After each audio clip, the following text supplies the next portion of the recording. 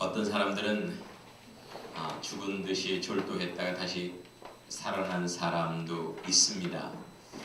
그리고 완전히 죽은 거로 판명되었다가 다시 살아난 사람도 있지요. 하지만 우리 주님은 완전히 사망하셨습니다.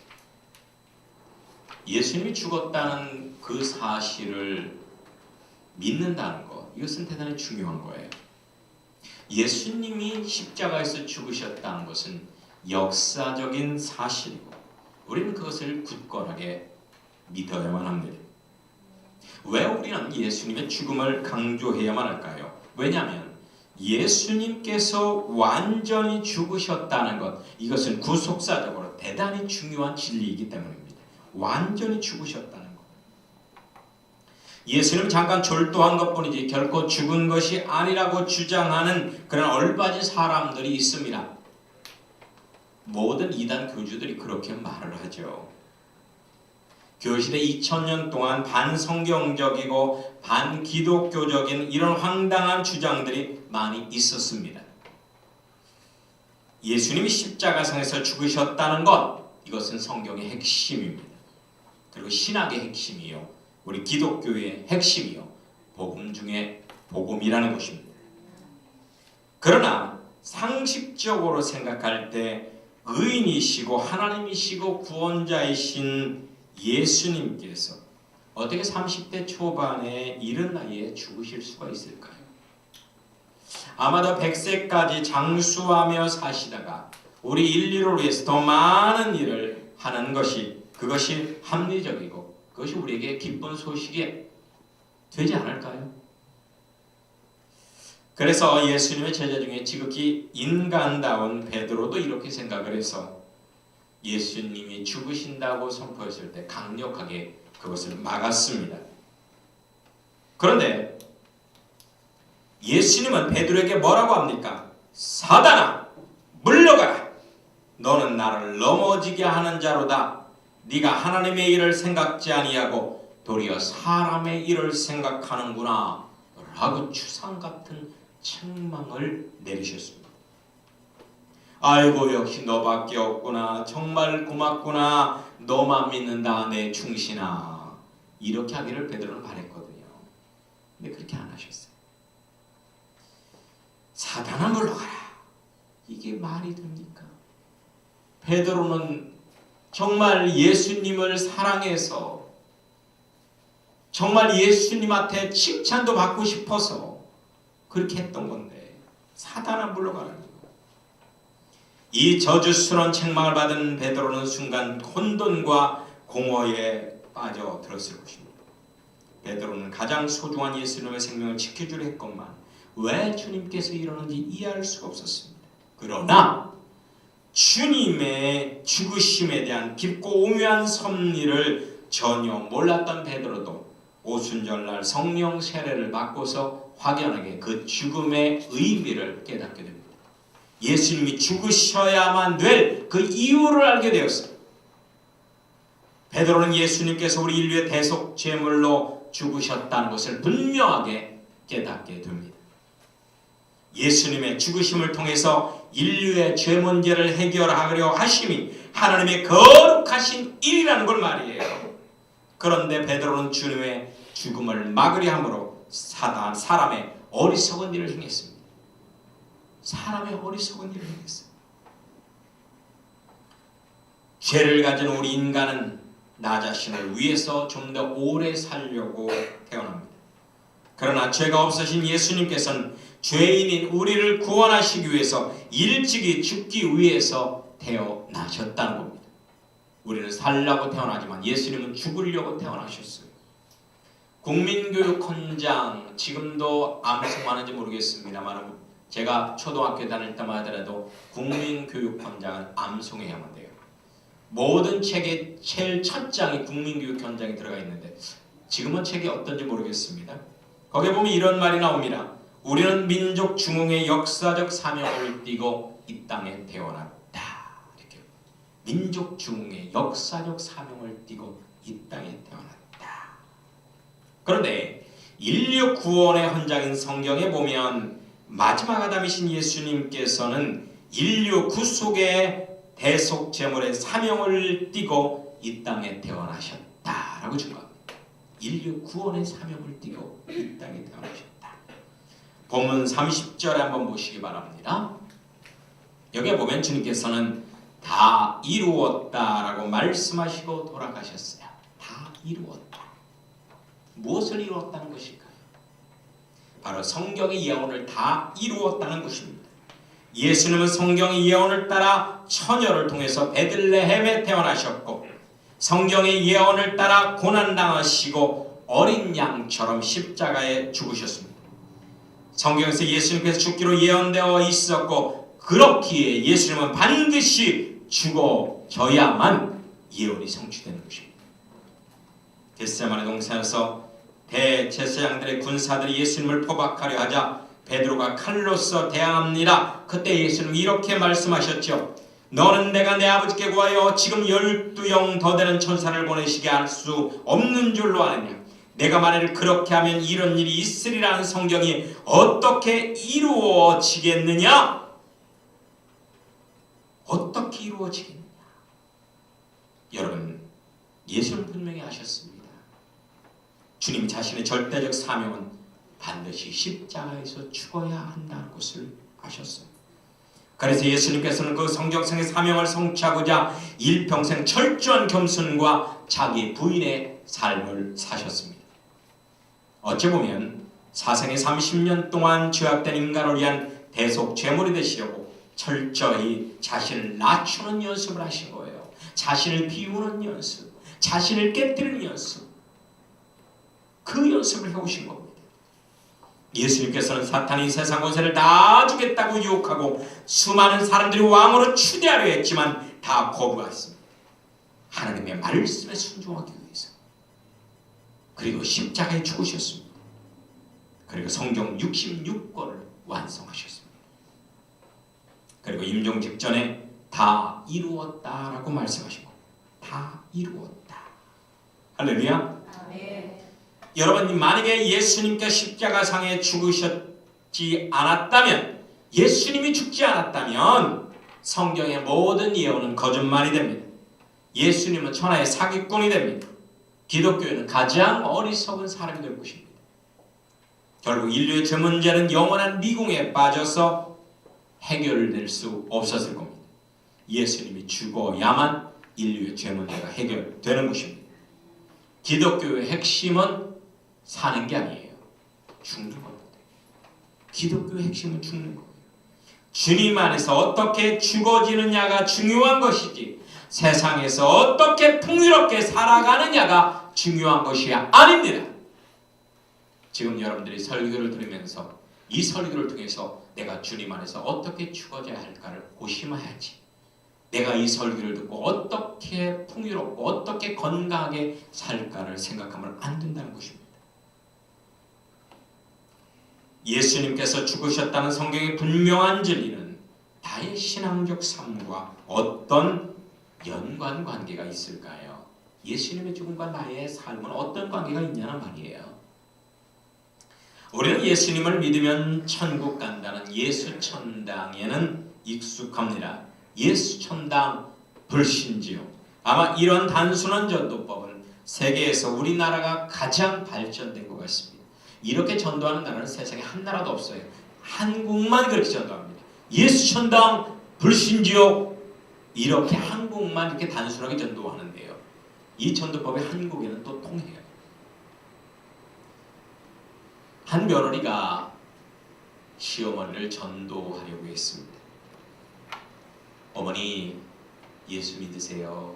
예수 믿으면 천국 가요. 저는 어머니 사랑하거든요. 어머니 오늘 주일인데 저하고 같이 교회 가실까요? 그 말을 하자마자 시어머니가 고로 화를 내는 겁니다. 그러면서 이거사, 네가 허구한 날 이런 노래를 부르는데 네가 나를 사랑해? 어? 어머니 어떤 노래를요? 너 이런 노래 매일마다 부르잖아. 너 시어머니를 당해 범죄치 말고 너 용기를 다해 콘불리 쳐라. 네 시어머니를 이겨 새 힘을 얻고 너 이렇게 허구한 날 이 노래 부르잖아. 어머니 그게 아니고요. 내 시험을 당해 범죄치 말고 내 용기를 다해 곧 물리쳐라. 내 시험을 이겨 새 힘으로. 이거요 어머니. 이거사 맞잖아. 네 시어머니를 당해 범죄치 말라고 지금 부르고 있잖아. 그렇게 말을 하더라고요. 여러분, 고난의 십자가를 지고 십자가에서 완전히 죽어야 하나님의 영생을 회복할 수 있다는 예수 십자가에는 거부 반응을 보이는 것이 현대인들이거든요. 예수 천당에는 오케이, 예수 십자가에는 노. 그래서 토마스 아 캠피스라는 사람이 지은 그리스도를 본받으라는 책에 보면 십자가의 도에 대해서 분명하게 이렇게 기록하고 있습니다. 예수님을 믿는 자들 중에 천국을 소망하는 이는 많으나 주님의 십자가를 지고자 하는 이는 적습니다.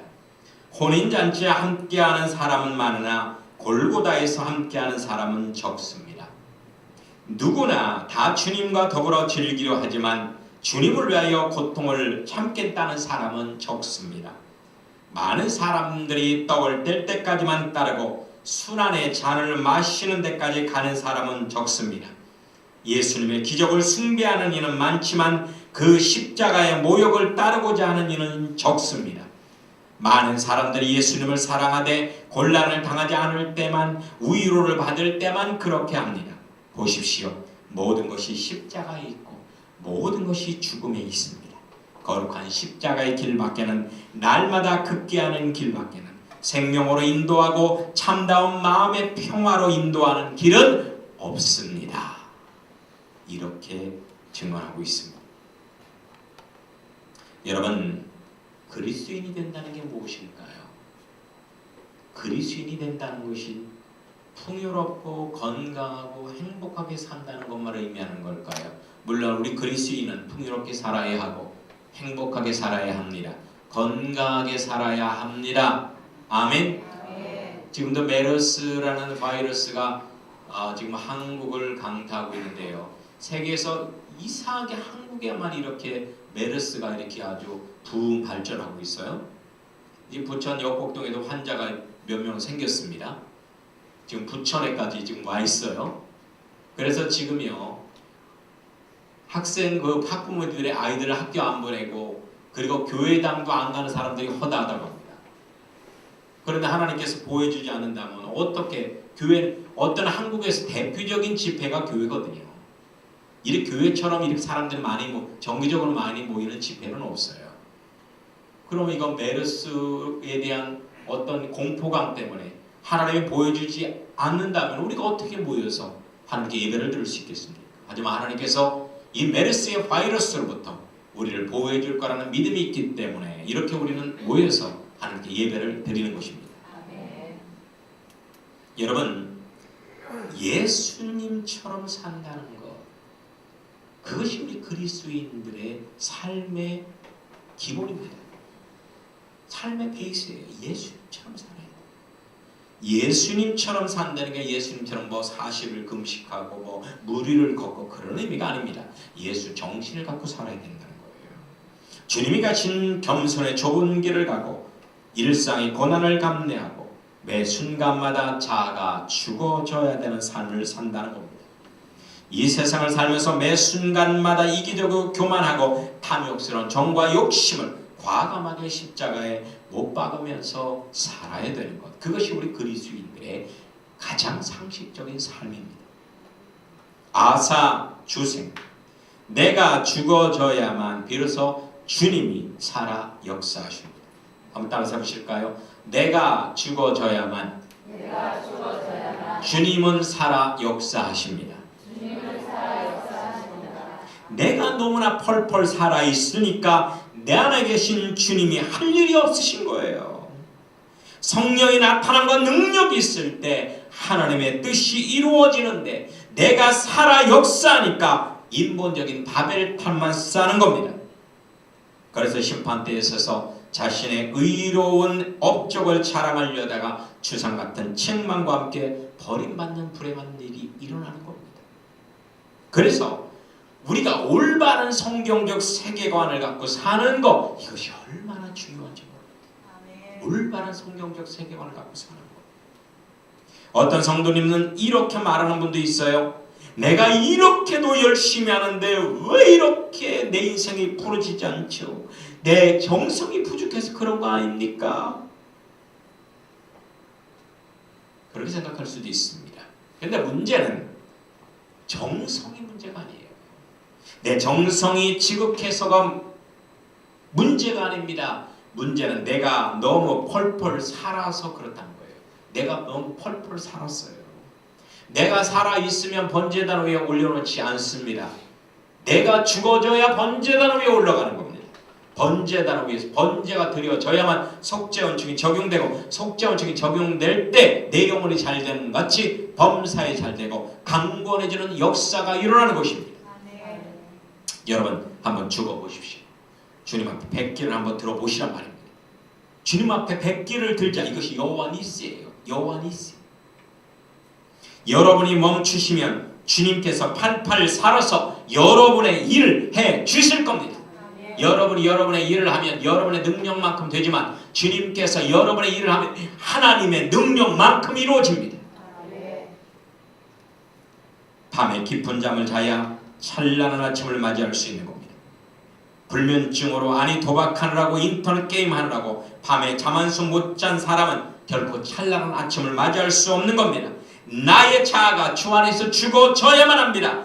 나의 이기심이 죽어야 하고 나의 거칠고 쌀쌀맞은 태도와 언어와 표정이 죽어야 되고 나의 부정적인 생각과 나의 생활 태도가 죽어야 합니다.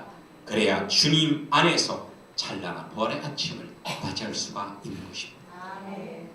예수님은 십자가에서 완전히 죽으셨는데 왜 우리는 단순히 졸도하는 삶만 거듭하는 걸까요? 왜 졸도했다가 자꾸 깨어나는지 모르겠습니다. 그것은 바로 십자가의 신학이 없어서 그렇습니다. 기적의 신학, 소망의 신학, 믿음의 신학, 풍요의 신학은 있는데 가장 중요한 고난의 신학, 광야의 신학, 연단의 신학이 없어서 그것이 문제라는 거예요. 죽어져야만 진정한 역사가 일어난다는 확고한 광야 신학과 가치관만 있다면 우리는 무슨 일에건 기꺼이 죽을 수가 있습니다. 기꺼이 죽을 수가 있어요. 여러분, 지금 이 시대는 삶의 순교가 절실히 요청되는 시대입니다. 삶의 순교가 안 되니까요, 자꾸 세상은 이상하게 돼요. 극단적인 일들이 벌어지고 있습니다. 내가 살아있으니 삶이 혼란스럽고 깊은 절망에 빠져 살 소망을 잃어버리는 것입니다. 이 시대는 결코 내 힘과 능력으로 살 수 있는 시대가 아닙니다. 여러분, 부천에서는 10년 동안 무직자로 살다가 그거 견디지 못해서 목숨을 잃은 세 자매가 있는데요. 10년을 무직자로 살아요. 저는 20년 동안을 돈 한 푼 못 벌고 실직자로 20년간을 살았습니다. 대학교 마치고 20년, 결혼할 34살 때 결혼할 때까지 무직자로 살았어요. 무직자. 오늘은 이 교회에서 자고 내일은 저 교회에서 자고 여름에 더울 때는 공원 벤치에서 자고 청량리에서 교문동에서요. 구리시 교문동에서 청량역까지 걸어 다녔어요. 5시간 걸리더만요. 걸어가는데 왕복 10시간 걸려요. 한번 걸어가 봐요. 구리시 교문동에서 청량역까지 걸어가 봐요. 천천히 걸어가면 5시간, 빨리 걸어가면 3시간이면 갑니다. 20년 동안 무직자로 살았던 저도 이렇게 여러분 앞에서 당당하게 설교하는데 10년 무직자. 여러분, 저는 20년간 살면서도 주님 안에 있었습니다. 그래서 삶에 분명한 의미를 갖고 살았어요. 삶의 의미를 갖고 살았어요. 왜냐하면 주님 안에서만 삶의 의미가 있기 때문에. 이 시대 문제는 삶의 의미를 상실한 문제예요. 삶의 의미를 찾느냐 못 찾느냐가 이 시대의 진정한 행복과 풍요의 삶을 사느냐 아니면 파멸의 삶을 사느냐가 결정되는 것입니다. 여러분, 대통령이 죽으면 국민이 평안하게 삽니다. 대통령이 고집부리고 욕심부리고 권위적으로 하면 국민들이 탄식하며 고통을 당하게 되는 겁니다. 모든 기업의 CEO들이 죽어야 노동자들이 잘 살게 되는 겁니다. CEO가 너무 살아있으면 밑에 일하는 사람들이요 일을 못해요. 한번 회의하지 않고 3시간 4시간이 그냥 계속 부흥회를 해대고 허구한 날 모이자고 하고 이렇게 하면은요, 주일날에도 시루인데 회사 나오라고 하고 이렇게 너무 CEO가 살아서 펄펄 나르면요, 밑에 있는 사람이 다 죽어. 안 돼요. 한 가장이 죽어야 가족들이 삽니다. 육신이 아니고 이기적이고 교만한 언어와 태도와 행동이 말입니다. 모든 종교 지도자들이 죽어야 종교인들이 잘 사는 겁니다. 어떤 사람이 이런 책을 썼어요. 공자가 죽어야 이 나라가 산다 라는 책을 썼습니다. 공자가 죽어야 이 나라가 산다. 그래서 저도 기회가 되면 예수가 죽어야 한국교회가 산다, 이런 책을 쓰고 싶어요. 예수가 죽어야 한국교회가 산다.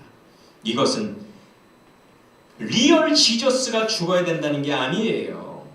교리적이고 율법적이고 권위적이며 기복적인 예수, 리얼 지저스가 아닌 인본적인 금송아지 같은 그런 우상의 예수가 죽어야 된다는 거예요. 우상의 예수가 죽어야 된다.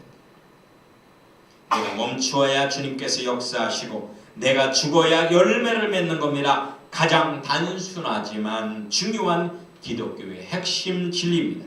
교회에서, 직장에서, 가정에서 죽지 않고 기절만 하니까 어떻게 온전한 열매를 맺겠습니까? 죽읍시다. 확실히 죽읍시다.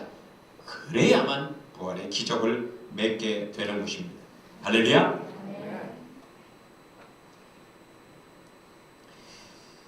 내가 주님을 믿는 이상 이제는 내가 사는 거 아닙니다. 내 안에서 주님께서 사시는 겁니다. 예수님을 믿는 순간부터 나의 인생, 나의 야망, 나의 일은 없어졌습니다. 내가 예수님을 믿는 그 순간부터 내 가족도 내 가족이 아니라 주님의 가족이에요. 내 아들, 내가 아들 아니에요. 주님의 아들이에요. 주님의 아들이에요. 내 남편 주님의 거예요. 내 아내 주님의 거예요. 내 집 주님의 거예요. 그렇기 때문에 여러분들은요, 주님께 드리면 잃는 것은 없습니다. 하나님이 때가 필요치 않다고 하면 잠깐 가져갔다가 필요하다고 하면 더 많은 걸 주십니다. 건강도 잠깐 뺏어갔다가 다시 또 돌려주십니다. 걱정할 거 없어요. 주님 안에서 모든 것은 완벽하게 처리가 됩니다. 예수님을 믿는 순간부터 나의 모든 것은 주님의 것이 됐기 때문에 오직 예수님의 인생, 예수님의 비전, 예수님의 일만 나의 인생에 있을 뿐입니다. 우리 모두는 작은 예수입니다. 예수님의 인생을 활기차게 사는 것, 그것이 우리가 믿는 이들의 최고의 특권이라 할 수 있습니다. 마지막으로 송명희 시인의 주님의 쓴 잔을 맛보지 않으면이라는 시를 소개하고 마칠까 합니다. 주님의 쓴 잔을 맛보지 않으면 주님의 쓴 잔을 모르리라. 주님의 괴로움 당하지 않으면 주님의 고통을 모르리라. 주님의 십자가 져보지 않으면 주님의 죽으심 모르리. 주님의 쓴 잔은 내 것이요 주님의 괴로움 내 것이며 주님의 십자가는 내 보물이라. 또한 그의 부활은 내 영광이라. 할렐루야. 아멘. 찬양합니다.